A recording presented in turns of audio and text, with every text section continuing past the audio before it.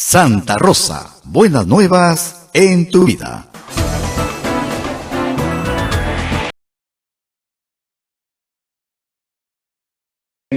¿Cómo estás, Rosa María? Muy buenos días, ya llegué. Gracias, Isabel Soto, por cubrirme durante 5 minutos en que peleaba con un taxista. ¿Qué pasó? Oh, no sabía dónde quedaban las estaciones de radio desde el principio. Dije, uy, vamos mal. ¿Ya? Y luego me tocó el taxista rebelde. No sé si a ustedes les ha tocado alguna vez. Uno sabe su ruta, pues. Claro. ¿Ya? Si te la haces todos los días, ¿sabes? ¿Quién es el más interesado en llegar más rápido? El pasajero, pues, ¿no? No, el Waze dice otra cosa. Yo decía, Dios mío. Ya, este es el tecnológico. El tecnológico. El Waze dice otra cosa. Señor, por ahí nos va, pero por favor, tomé Uberpool, pero desde tempranito, Sí. para irme con anticipación. Y había otra pasajera que había que dejar aquí nomás. Pero no había forma. Señor, vamos por Lampa, llegamos más rápido. Por Caravaggio llegamos. No. Por La Victoria teníamos que venir. Por La Victoria. Por La Victoria. Bien, has hecho un tour extraordinario. Claro, ¿Sí? pues, Perfecto. fíjate, hasta por el RBC creo que he pasado. Ya, no te imaginas. Yo decía, qué terco. No hay nada peor que taxista terco, de verdad. Hay que decirle, señor, si el pasajero pues hace la ruta diaria, algo debe haber aprendido viniendo todos los días al centro. Yo llego de Miraflores al centro en 20-25 minutos, todos los días. No les voy a dar mi ruta, porque es mía. Claro. Pero en fin, pero de verdad, o sea, en este tráfico infernal, si uno sale, yo me levanto a las 6 de la mañana, estoy lista, a las 7 en punto, ¿no es cierto? ¿Por qué no voy a llegar a mi trabajo a las 8? De más, pues, ¿no? ¿Será que de repente las nuevas tecnologías, el Waze y todo eso no reconocen algunas obras que no sirven? Bueno, cosas? sí, El paso, la ¿no? señora que estaba conmigo decía, señor, por ahí no hay pase, por ahí, no entendía, Claro. por ahí no se puede doblar, pero por ahí no se puede doblar, hasta que al final doblamos, pero en fin. No, y la típica, ¿no? Se paraba detrás del taxista en la esquina que estaba haciendo colectivo, y que no iba a acelerar nunca, pero el señor está haciendo colectivo, no se va a mover de ahí hasta dentro de 10 semáforos más o menos, hasta que no llegue el colectivo, que es ilegal por si acaso, pero igual se hace. Pero en fin, Bien. estamos llenos de noticias hoy día. Hoy, cargadísimos, hemos comenzado con esta conferencia de prensa desde la presidencia del Convocada Consejo de Ministros. tempranísimo, Muy temprano. a las 7 de la mañana. Sí. Y hay otra, la que estoy convocada a las 12 del día, también para periodistas. Están en el gobierno, efectivamente, en lo que se llama un rush para convencer a los periodistas de que los decretos legislativos son magníficos, de tal forma de tener apoyo popular y llegar al Congreso a mejor pie, dado el anuncio ya de varios congresistas, entre ellos el presidente de la Comisión de Constitución, diciendo que van a revisar la constitucionalidad de los decretos y qué sé yo. Miren, estos son paquetes más o menos desarmados, por lo que estoy viendo. Es decir, son normas cortas, muchas normas cortas. Entonces, ¿qué es lo que se está buscando? Si se deroga uno, no se deroga del todo. O sea, no se ha hecho una gran norma anticorrupción, no. Claro. Han salido varias. Por parte, yo creo que lo que han dicho es, ok, la estrategia es vamos a partirlas para que si nos derogan una, no nos derogan todas. Creo yo. Vamos a preguntar ahora, porque todo hay que preguntarlo hoy día y me voy a reservar el derecho de contarles todo mañana, ¿no es cierto? Porque para eso nos invitan, para que se lo contemos a ustedes, no para que yo me ilustre.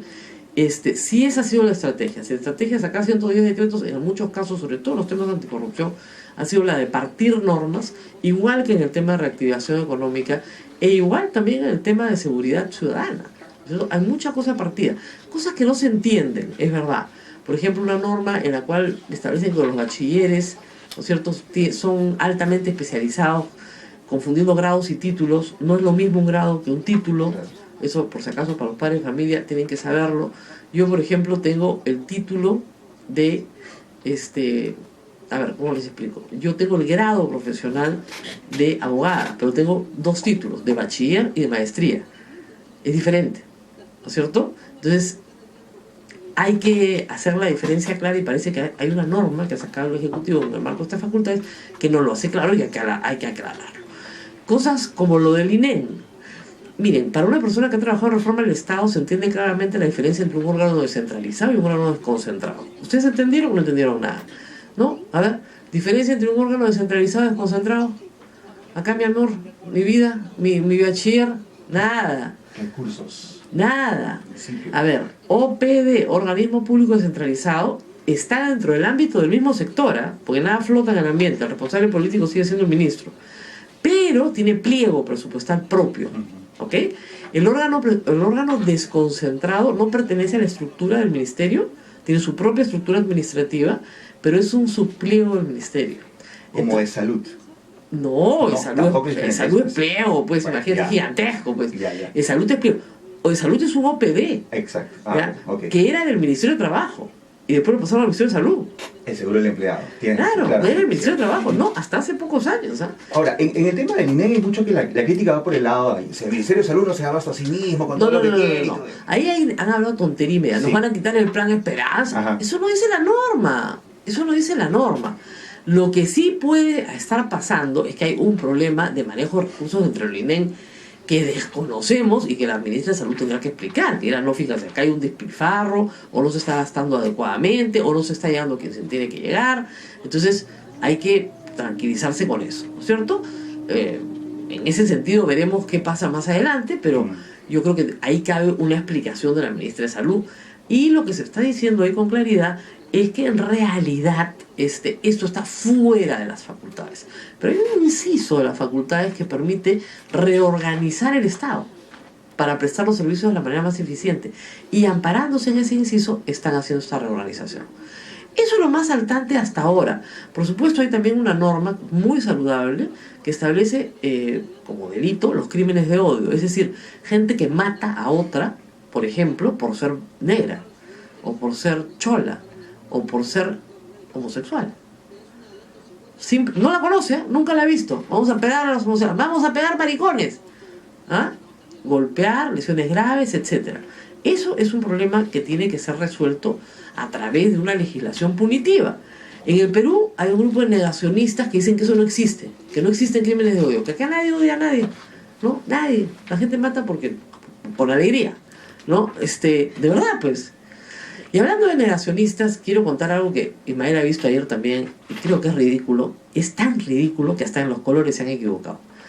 El día de ayer yo salía de acá bien contenta, ¿no? Después de mi trabajo, a las 9, ¿no? Y de repente puente tras puente tras puente. Yo no vengo por la vía expresa, vengo por Petituar, pero me voy por la vía expresa. Puente tras puente. Los cartelitos. No te metas con mis niños. Y yo igual pensé, estos son, claro, contra los curas pedófilos, ¿no? Debe ser. ¿No? Debe ser. Pero no. Y al lado una banderola rosada, esa era celeste, y la otra era rosada, ¿no?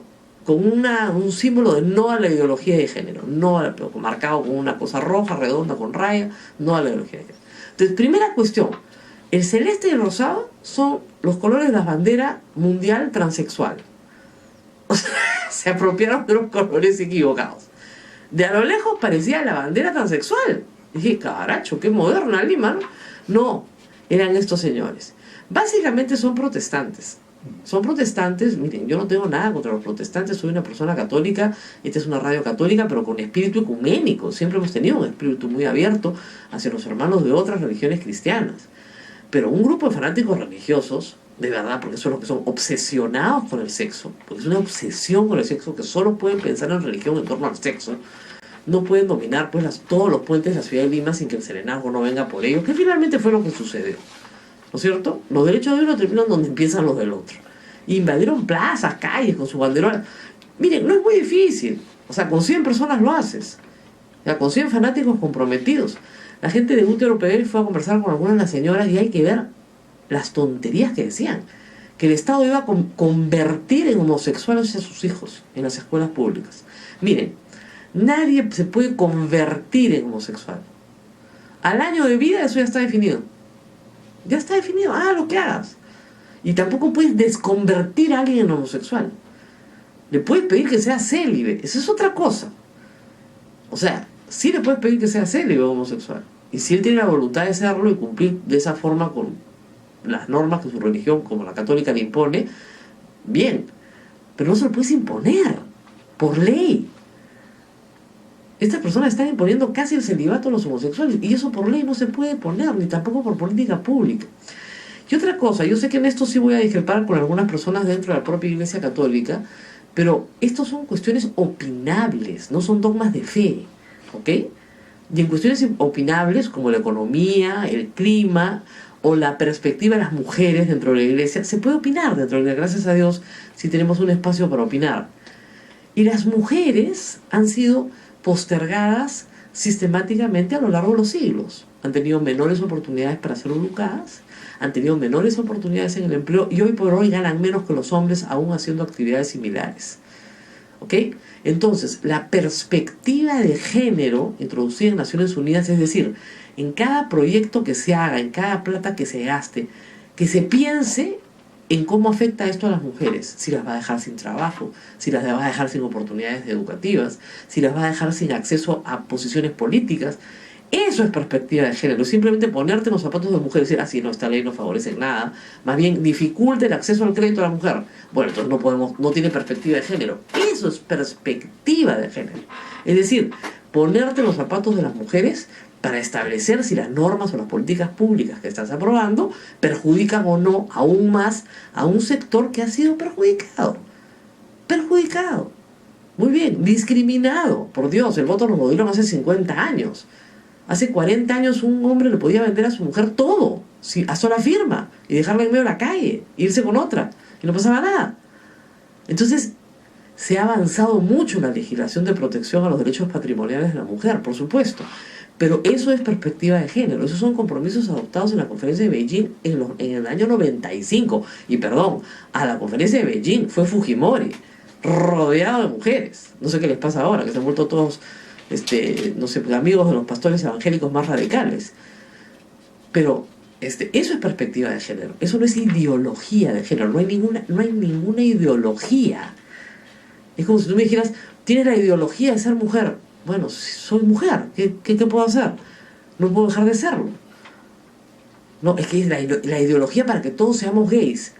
Miren, la homosexualidad existe, es una realidad reconocida en el catecismo católico, es real.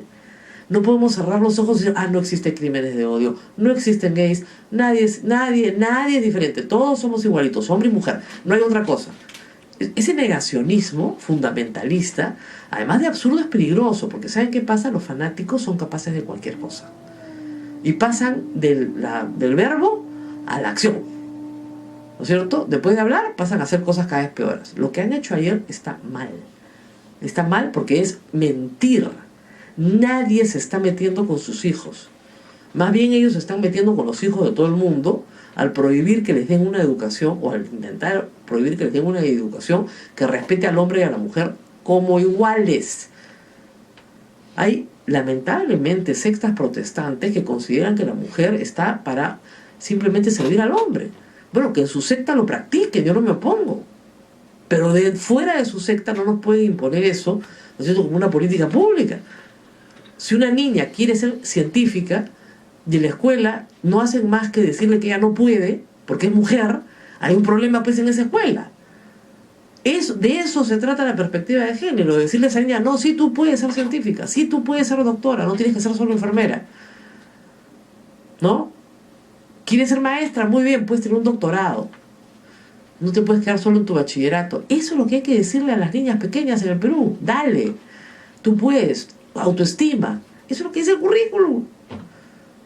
Vive su sexualidad plenamente. Obviamente, pues, no va a dejar de ser hombre o no va a dejar de ser mujer. Pero están con esta cantaleta que además ayer hay en La Mula un post que les invito a leer, muy bueno, con nombres y apellidos de todos los pastores evangélicos radicales, todos los protestantes que están metidos en esto, que no representan a todos los protestantes del Perú. Ojo. Y como yo decía, miren, hace 100 años no había libertad de culto en el Perú. A los protestantes los metían en un barco en el Callao y los sacaban del Perú, a patadas. No los dejaban entrar al Perú. A un pastor protestante no se le dejaba entrar al Perú. Porque este era un país confesional, católico, y discriminaba absolutamente a cualquiera de otra religión. Sobre todo que pretendiera hacer un culto público. Gracias a gente que cree en los derechos humanos y en las libertades, a partir de 1915 hubo libertad de culto en el Perú. Gracias a esa gente, a partir de 1936 tenemos matrimonio civil. Porque no todos son católicos, pues.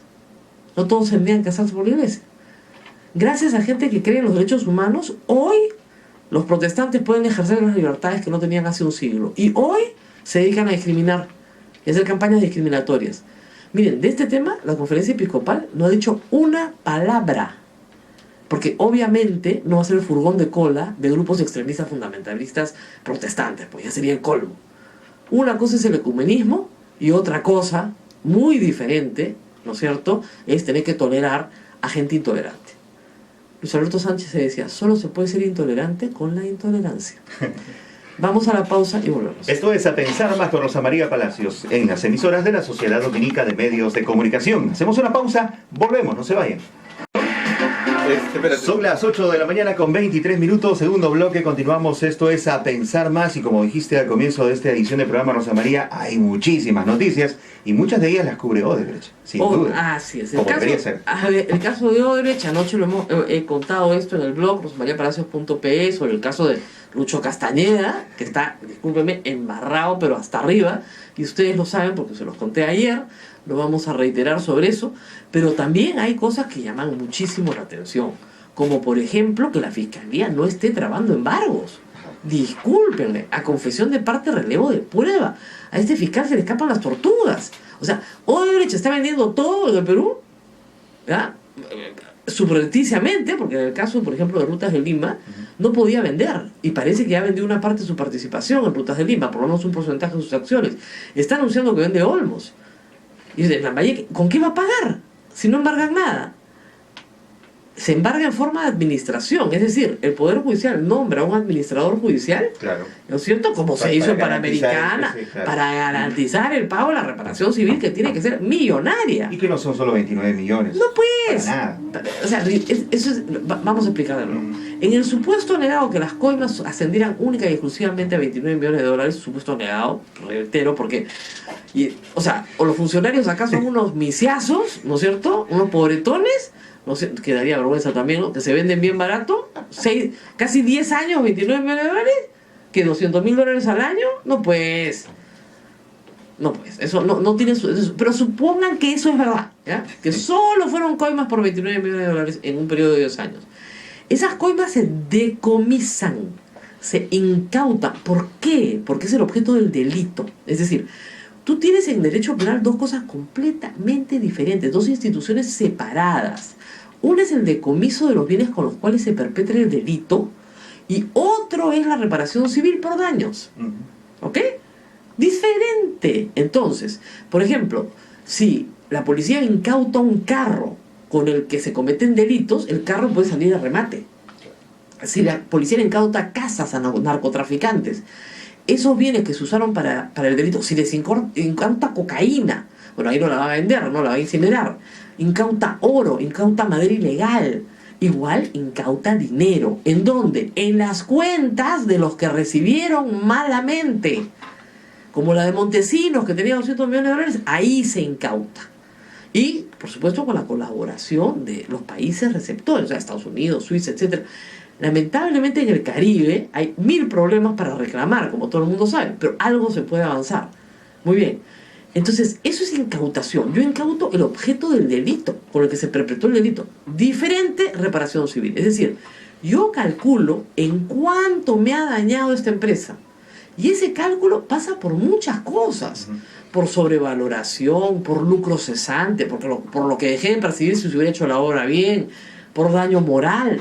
Todo eso se calcula y se establece una cifra. Por ejemplo, a los terroristas en el Perú se les puso una reparación civil, si mal no recuerdo, después 50 millones de soles o 50.000 millones de soles, ya ni me acuerdo, era una cifra que no le iban a poder pagar, pero se les puso, ¿por qué? Porque eso es lo que se calculaba en el daño que habían causado al Perú, en general. ¿Ok? Es una cifra global que incluye, como les digo, una determinación del daño, y el daño. Yo tengo un video sobre eso, responsabilidad civil extracontractual, en un programa que hacemos en la PUC que se llama El Derecho al Res, donde dicen cómo se determina el daño. ¿Ok? Daño emergente, lucro cesante, daño moral, etc. Todo eso se determina y civilmente tienes que reparar. Entonces, ¿qué pasa si Odebrecht se liquida en el Perú? Ya vendió todo, no tiene bienes, ya se fue, chao, ya le vendí a este, al otro, saqué mi plata y me largué. ¿Quién va a pagar? Los 30 milloncitos de soles que ha pagado, que no sirven ni de seña. No pues, entonces tú tienes que parar todas las operaciones de transferencia de Odebrecht hoy, inmovilizar sus activos hoy y establecer embargos en forma de administración. O sea, no basta con quitarle al recibo de luz el fondo que va para el gasoducto, porque igual lo vamos a tener que pagar el gasoducto.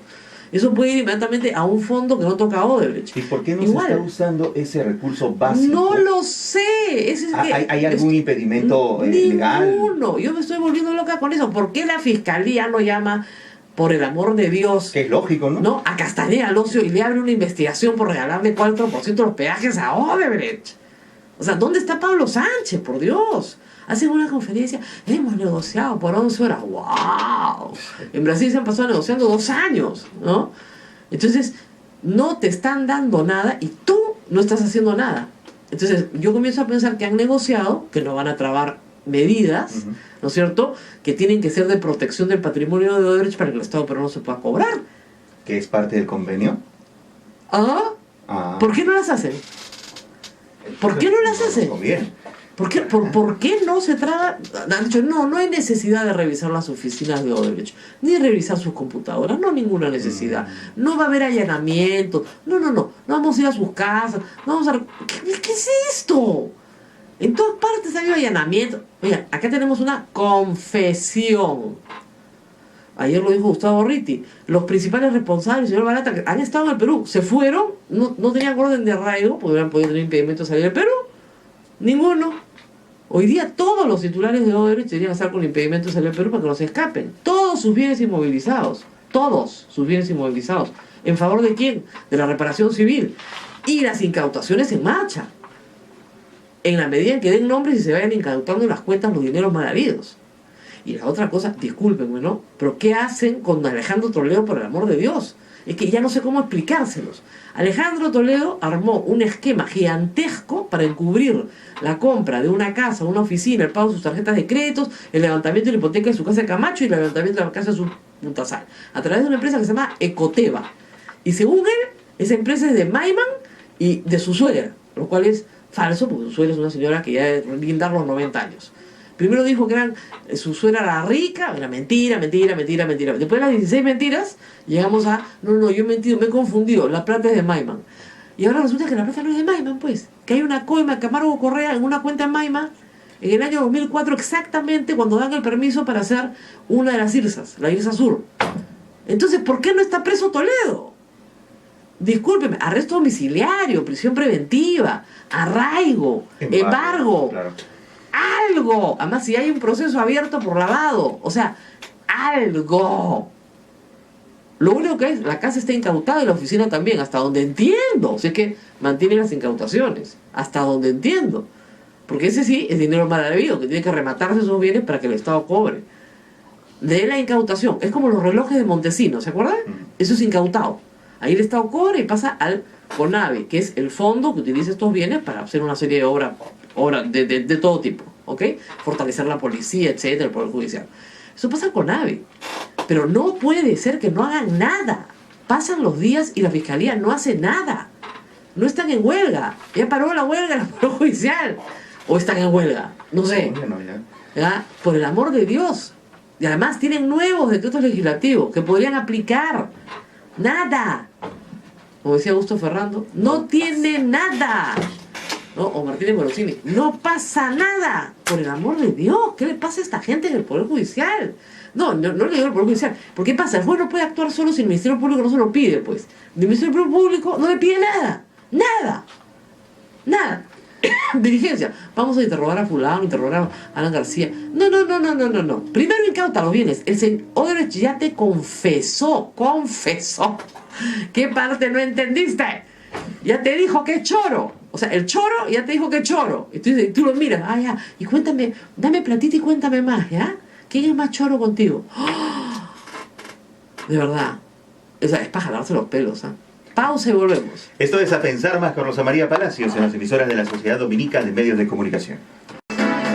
Estamos en directo a esta hora desde Radio Santa Rosa en Lima, Radio Santo Domingo en Chimbote, Radio San Martín Arequipa, Radio Veritas RTV Cusco, Radio Cepagua Ucayali, Radio Quillabamba La Convención y Radio Madre de Dios en Puerto Maldonado, todas integrando la Sociedad Dominica de Medios de Comunicación que presenta A Pensar Más con Rosa María Palacios. Y tenemos en la línea telefónica al congresista de Fuerza Popular, Carlos Tubino, que ha señalado que el APRA busca diluir la investigación a Alan García en el caso Odebrecht, lo cual ciertamente es grave, pero yo debo decir que esta vez coincido con la manifestación del congresista Tubino. Muy buenos días.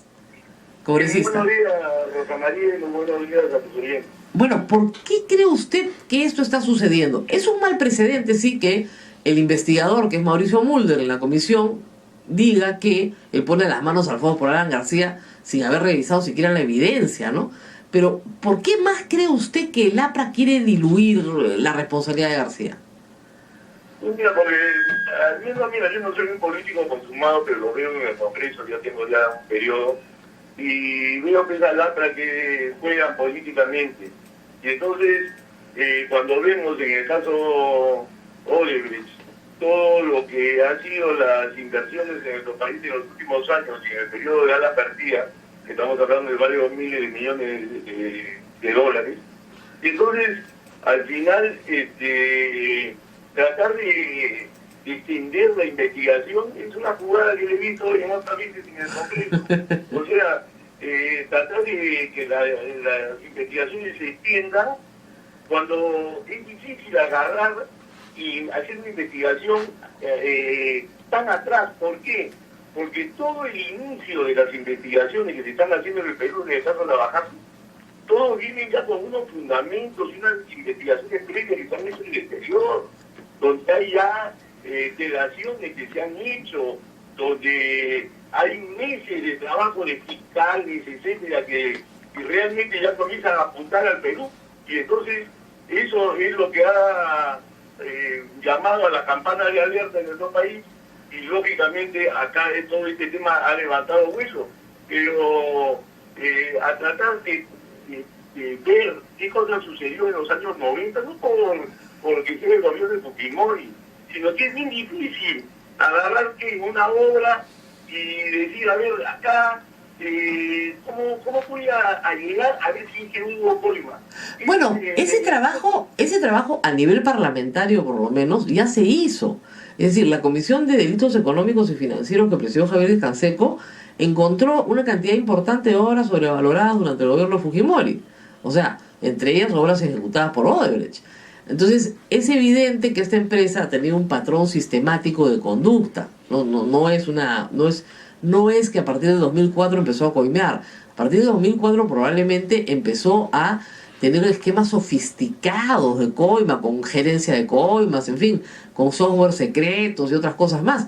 Pero lo más probable es que lo que la investigación arroje es un patrón sistemático de coimas desde el inicio del año 79 con el gobierno militar. Ahora, eso está prescrito, pero sí puede ayudar a entender cómo se fue corrompiendo esta empresa y las personas que estuvieron involucradas con ella. Puede ser interesante saber eso también. No, mira, por mí, yo creo que la salud de todos los peruanos es que se investigue todo, que todo se investigue. O sea, acá en el Perú estamos cansados las personas que caminamos derecho de la coima. Y la coima, no solamente en este caso, que a alguna hora haya saltado la luz y que ojalá se llegue pues, a puntualizar qué personas son las que han estado recibiendo esa coima, sino que es un tema lamentablemente generalizado en el Perú. Ahora, en el Perú hay coimeros por miles y coimeadores. Claro, lo que pasa es que tenemos una tolerancia social a la coima que es muy mala y que eso tiene que cambiar con la educación. Pero en el caso específico de Alan García, ya tenemos precedentes de su conducta que, por supuesto, prescribió cuando quiso volver a ser presidente, en el año 2001.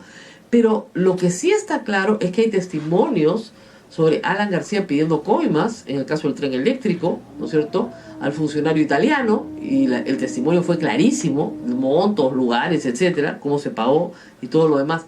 Pero también hay cosas en el APRA que son extrañas. O sea, Agustín Mantilla tenía 6 millones de dólares en su cuenta y era un hombre que vivía en pobreza, ¿no es cierto?, y que hacía transferencias ¿a quién?, ¿no es cierto?, a cuando le pedían para la campaña, porque para otra cosa no lo hacía.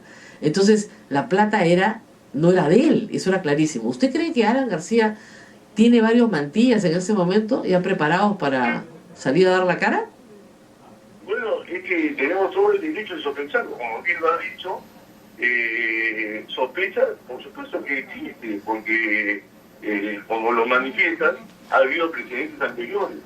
Ahora, en el segundo gobierno habría que comenzar viendo quiénes han sido los ministros de Vivienda y Transporte, que son los que podrían estar relacionados de alguna manera con este tipo de actividades ilícitas.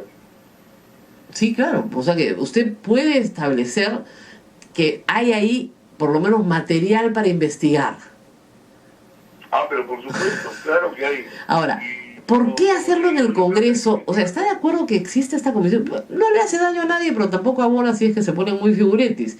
El tema acá es que la Fiscalía, que es la que tiene que tomar acción ya, por ejemplo, el embargo en forma de administración y nombrar administradores judiciales para todos los bienes de Odebrecht en el Perú para garantizar las reparaciones civiles, no esté haciendo nada.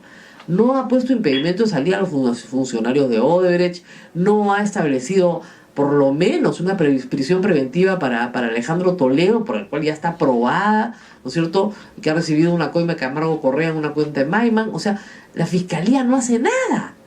¿Qué piensa de eso? Bueno, es que, no, la verdad que es lamentable, porque ese es uno de los problemas que tenemos en el país. O sea, y lo vemos cuando inclusive se ven una serie de delitos donde actúa la policía, y no funciona pues esta trilogía que debe ser policía, fiscalía, poder judicial, y la verdad que nos preocupa un montón porque el tema de la corrupción en el Perú es un tema serio, es un tema que si queremos llegar a ser un país desarrollado, o por lo menos disminuir aún más la pobreza, no hay forma de hacerlo si seguimos manteniendo estos niveles de Ahora, corrupción. yo le hago una pregunta personal. Almirante, usted es una persona recta. ¿Por qué está entonces en el fujimorismo? No, porque yo soy de la persona que piensa así, fíjate, acá hoy día en el Perú, corrupción se ve por todos lados. Claro. Y mira, hasta hay cosas sencillas. O sea, tú vas, por ejemplo, te vas a la playa del sur, aparece Pepe Grillo, que es un corrupto, y él agarra y entra y no hace cola. Él se mete por el carril de emergencia. Entonces, todas esas personas tienen ahí metido la corrupción dentro de ellos. Y entonces, sacarle la vuelta al semejante, sacarle la vuelta a la sociedad, etcétera.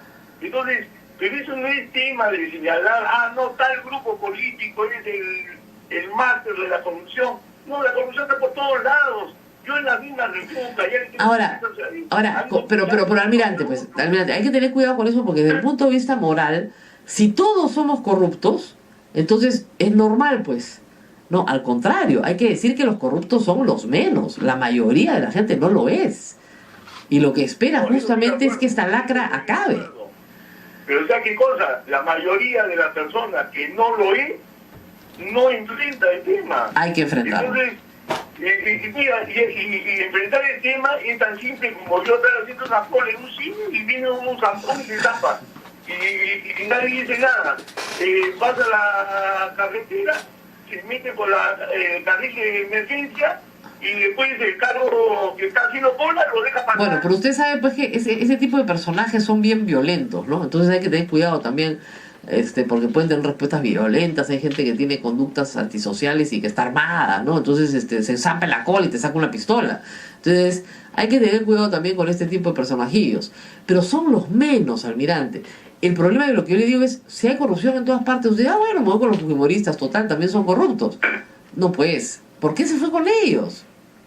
No, pero yo estoy de acuerdo. O sea, afortunadamente no son la mayoría, ¿no? Entonces ya es un desastre social terrible. Hay que luchar contra la corrupción, cada uno en su nivel. Y lógicamente en el lugar donde se fue. Entonces, yo creo que es un tema que está pendiente en el Perú. Ojalá la Fiscalía, las personas que estén a cargo de estas investigaciones, que cumplan con el Perú, cumplan con la sociedad y que al final lleguen a puntualizar, se pongan los pantalones en su sitio. Muy bien, muchísimas gracias, congresista, por estar con nosotros. Es el deseo de todos los peruanos, por supuesto, que la Fiscalía titular de la acción penal, pueda hacer la investigación, pero que solicite al juez las medidas preventivas de inmediato. Gracias al congresista Tubino. Creo que nos tenemos que ir a una pausa nuevamente. Así es, ya nos pausa. toca y regresamos. Vamos a regresar con más información nacional, local y también internacional. Hay que dar cuenta que ha habido un movimiento telúrico de gran intensidad en Indonesia y Filipinas. 7.3 grados ha sacudido el mar entre estas zonas. No hay alerta de tsunami, por cierto, pero hay mucha alerta en estos momentos o alarma en la zona porque se han dado réplicas en los últimos minutos. Y es un tema que siempre nos va a cubrir la atención porque estamos en un lugar sísmico y que en cualquier momento puede pasarnos algo. Estamos ahí. Ya volvemos. Internacional 8:47. Por 106 votos parlamentarios, opositores en Venezuela desde el Congreso han demandado una salida electoral a la crisis. Entre otras razones, acusan al presidente Nicolás Maduro de ser corresponsable de una persecución política y además de la situación tan grave, económica y política que hay en este país, que ya está produciendo hambre en extremo. Además, la Asamblea Nacional ha declarado el abandono de cargo de Nicolás Maduro. ¿Qué significa esto? Vamos a hablar con Francisco Belaúnde Matosán. En este momento están en la línea telefónica, porque esta es una situación muy grave, que no tiene precedentes. Maduro sigue en Venezuela, y bueno, vamos a ver exactamente qué es lo que está pasando. Y por supuesto, entiendo que Maduro ha desdeñado pues todas las declaraciones parlamentarias, como suele hacer. Francisco, muy buenos días. ¿Qué tal, Rosa María? Encantado de estar en el programa. Bueno, ¿esto significa otro punto de quiebre o es simplemente una declaración del Congreso a la cual Maduro simplemente no va a hacer ningún caso? Mira, aquí hay obviamente un cálculo, ¿no? La oposición sabe perfectamente que Maduro no va a hacer ningún caso, que el Tribunal Supremo de Justicia, que por lo demás ya adelantó opinión y dijo que no, esto es absolutamente inválido. Entonces ellos saben perfectamente que esa es la situación, que no va a pasar absolutamente nada por el lado de las instituciones, ¿no? Que están copadas por el régimen. Esta es una estrategia, evidentemente, para de alguna forma se puede decir que es un poco para calentar la calle, ¿no? Ellos, la apuesta es darle insumos a la calle para que, de alguna manera, producir un escenario en el que al final el régimen se vea totalmente acorralado y se derrumbe. Es una apuesta de ese tipo, en el fondo, ¿no? Yo no estoy seguro que vaya a dar resultados. Me parece que esto ya se perdió un momento importante, que fue cuando hubo el tema de la revocatoria. Exacto, el ¿no? referéndum revocatorio, con ese diálogo lamentablemente auspiciado por el Papa. Ahí se perdió, como se dice, un momentum, ¿no? Que era interesante. Se perdió ese momento y ahora se está tratando de digamos, a una forma de recuperar algo que ya se perdió, pero yo no estoy seguro que esa sea la mejor. Ok, pero digamos, entonces no estamos en realidad en una situación en la que Maduro está cayendo, como podría estar pasando en otras realidades. No está cayendo en realidad. Va a resistir. No. Ha nombrado un vicepresidente que es casi peor que él. Investigaciones, ¿no? Ha nombrado a alguien que es que además se ha autoproclamado chavista radical, que tenía toda la confianza, además del propio Hugo Chávez en su momento, que fue el ministro del Interior. Así es. Y además el régimen en general está endureciendo su postura, ¿no? Ha creado estos comandos antigolpe, después quiere crear una especie de servicio de inteligencia a partir de los barrios, un poco como existen los comités de la revolución en Cuba. O sea, es una especie de huida hacia adelante, que es lo que muchas veces regímenes dictatoriales, autoritarios, hacen cuando se sienten un poco que están perdiendo cada vez más piso, ¿no? Algunos, bueno, como ha pasado en los países árabes, algunos caen, ¿no? Por la presión impopular, porque en este caso hay una huida hacia adelante, endureciendo aún más el régimen. Claro, pero no vamos a ver todavía una caída de Maduro, que todo dice, se cae de Maduro, pero estamos en se cae de Maduro hace 2 años, ¿no? Exactamente, es un proceso de maduración, digamos, algo largo, digamos, ¿no? De estar, claro, ya debería caerse, pero no se cae porque todavía tiene herramientas. Ahora, es un caso curioso, la verdad.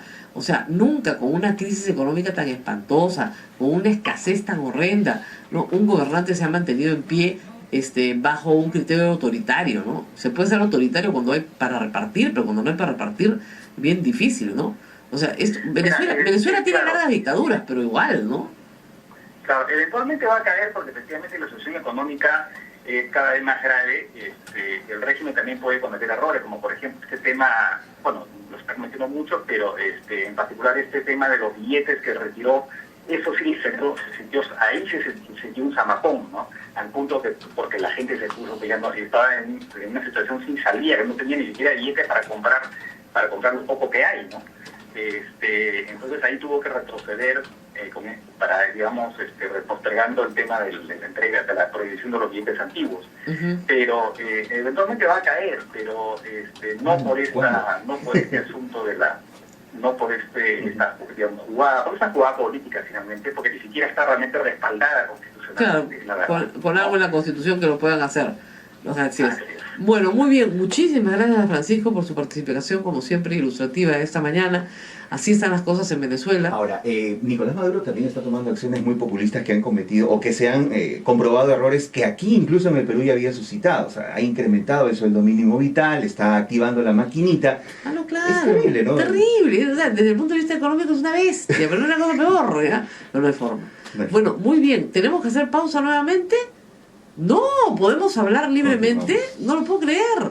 Nuestra bachiller nos permite hablar libremente esta mañana. Muy bien. Bueno, muy bien. Les contaré que los cartelitos de los fanáticos protestantes, les revienta que había fanáticos protestantes, pues son pues fanáticos protestantes, ¿qué puedo hacer?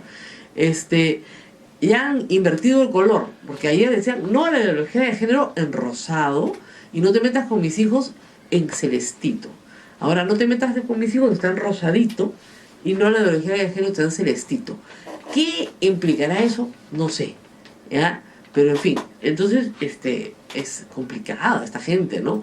No te metas con mis hijos, yo también digo lo mismo, no te metas con mis hijos. Ahora, ¿tú sabes que es una campaña copiada de Estados Unidos que se llama Save Our Children? Una campaña de los 70 también, de fanáticos protestantes, con la misma idea de que sus hijos se van a convertir en homosexuales, ¿no?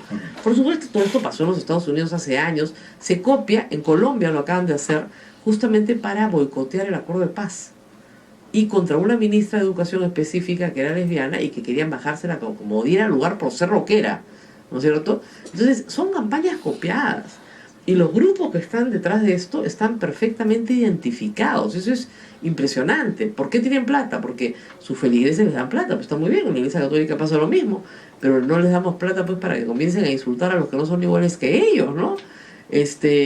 Yo reitero, ayer ha habido además una sentencia que es histórica en el Perú, una sentencia de primera instancia, ¿no es cierto? Séptimo Tribunal Constitucional, es una sola jueza, esto se va a apelar 7 veces, obviamente, pero le han dado la razón a Óscar Ugarteche, un economista muy importante, casado en México con otro hombre, porque en México sí se permite el matrimonio. Y lo que ha dicho la sentencia es que efectivamente el Código Civil no permite el matrimonio entre un hombre y una mujer, pero la Constitución, que es una norma de rango superior, no permite la discriminación. Y habiendo una sentencia, digamos, en México, el Estado mexicano reconoce los matrimonios de los casados en el Perú, ¿no es cierto?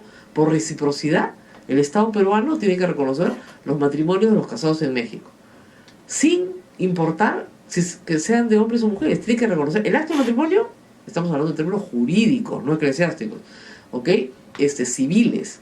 El matrimonio civil realizado en México, de cualquier persona, hombre o mujer, tiene validez en el Perú. El matrimonio de peruanos que se inscriben en México también tiene validez, por reciprocidad. Entonces resulta que en México sí se admiten matrimonios entre hombre y mujer, entre hombre y hombre o entre mujer y mujer. Entonces el Perú los tiene que admitir también, por reciprocidad. Y además por el principio de no discriminación establecido en la Constitución. Vamos a ver cómo le va esta sentencia. RENIEC tiene que apelar obligatoriamente, luego pasará al Tribunal Constitucional y yo creo que correrá con mucha suerte en la Corte Interamericana de Derechos Humanos, si es que llega hasta ahí, si es que llega. Pero es un hito importante. Miren, los matrimonios de extranjeros no católicos se reconocieron en el Perú a fines del siglo XIX. ¿Por qué? Porque en el Perú tú no te podías casar si no te casabas por la iglesia. Punto. Era el único matrimonio reconocido por el Estado peruano. No había matrimonio civil. O sea, el matrimonio canónico era el único. Entonces, si tú eras extranjero, protestante, por ejemplo, judío, por ejemplo, y te casabas en el Perú, ¿qué pasaba con tu matrimonio? Te casabas en tu consulado, que era lo más común, ¿no? Te casabas en el consulado británico, ¿qué hacías con ese matrimonio? Lo inscribías en la municipalidad, hacia finales del siglo XIX, solo para extranjeros no católicos, y se sacó una ley del matrimonio civil para los no católicos. Ese fue el acto posterior. Primero se admitió la inscripción, igual que ahora. Primero se admite la inscripción, luego se permitió el matrimonio civil, que podría ahora permitirse, por ejemplo, para extranjeros, ¿no? Y luego, en 1936, se aprobó el matrimonio civil. con gran oposición de la Iglesia Católica, pero con oposición, hoy día no, al contrario. La Iglesia Católica considera que el matrimonio civil es casi un prerequisito para el matrimonio religioso, dado que protege a la familia patrimonialmente. Entonces, las instituciones evolucionan. Eso es algo que hay que decir. Y estamos hablando de los efectos civiles, no de sexo. Yo estoy harta, el Papa también lo ha dicho, esta gente obsesionada con el sexo que solo habla de sexo, sexo, sexo, sexo, como si fuera la única cosa en su vida espiritual, ¿no? Que esto no, un montón de reglas sobre el sexo, no tienen otra cosa que hacer, pero en fin. Por supuesto, mi posición me ha valido una serie de insultos en Twitter. Me han dicho, ¿cuánto me pagan por promover la sodomía? La sodomía, promover, ¿ah? Pobrecito, el que escribe es médico, no sé si sabrá qué cosa es la sodomía, pero en fin. Y luego, discúlpenme, en el Perú hasta 1915 los sodomitas eran protestantes, ¿ah? Porque además podían divorciarse y volverse a casar, cosa que los católicos no podíamos. ¿Ah? Gran defensa de la familia. Entonces, discúlpenme, ¿no? Yo felicito a la jueza, que ha hecho una sentencia que la he leído muy al vuelo, pero la he leído anoche. Yo me confundí, pensé que era del Tribunal Constitucional, porque estaba muy bien hecha. Y me equivoqué y felicité al Tribunal Constitucional, y no, era una jueza de primera instancia. Está muy bien hecha. Entonces, yo la felicito, creo que es un gran adelanto, felicito a los litigantes, ¿no es cierto?, que han logrado un derecho constitucional, el reconocimiento, y espero que esta sentencia se valide aunque tenga que llegar a la Corte Interamericana de Derechos Humanos. Ojalá nos hubiera tocado esa jueza en mi acción de amparo de la concentración de medios, que ya, como saben, hemos cumplido más de 3 años sin sentencia. Nada. En fin, se nos acabó el tiempo. Ya, me voy a Palacio. A las 12 hay una reunión con periodistas para hablar de los decretos legislativos. Voy a pedir por enésima vez que se publique un compendio de todos los decretos legislativos ya corregidos con su fe de ratas, ¿no es cierto?, para que se puedan leer de corrido. Porque yo creo que han partido mucho, cosas que han podido ir juntas, pero las han partido por razones estratégicas, ¿no? Vamos a hablar de eso también. Bueno, muy bien, no se olviden de que Toledo, ¿no es cierto?, ya debería tener algo encima, y no se olviden que Castañeda del Ocio también debería tener una investigación encima ya, y no se olviden que el patrimonio de Odebrecht debería estar en este momento embargado. No les digo decomisado, porque eso no se puede hacer, pero embargado en forma de depósito, en forma de administración, con un administrador judicial, por supuesto que se puede hacer. ¿Dónde están los procuradores? El procurador que lo pida. El procurador lo puede pedir ya. Y por supuesto también la fiscalía, ¿no? Para cobrarse lo que se tiene que cobrar. Que creen que se van a ir con las manos así limpias nomás de aquí no pasó nada. Y 2, la listita de nombres, porque todo el mundo pide los nombres. Alan García dice nombres, claro, él sabe que no está su nombre, pues. ¿Por qué creen que está pidiendo nombres? Están los nombres de todas sus mantillas que van a aparecer. Y obviamente la plata no es de él, pues, ¿no? La plata es de Maiman, como dice Toledo. Bueno, nos vamos a la... Efectivamente, si Maiman y Toledo van presos, a García y sus amigos también. Que quede claro. Nos vamos a la pausa, no, nos tenemos que... Una pausa, pero hasta mañana, a las 8 de la mañana. Va a estar bueno, ¿eh? En un ratito colgamos el programa, lo pueden volver a escuchar. Así es. Cuídense mucho, hasta mañana.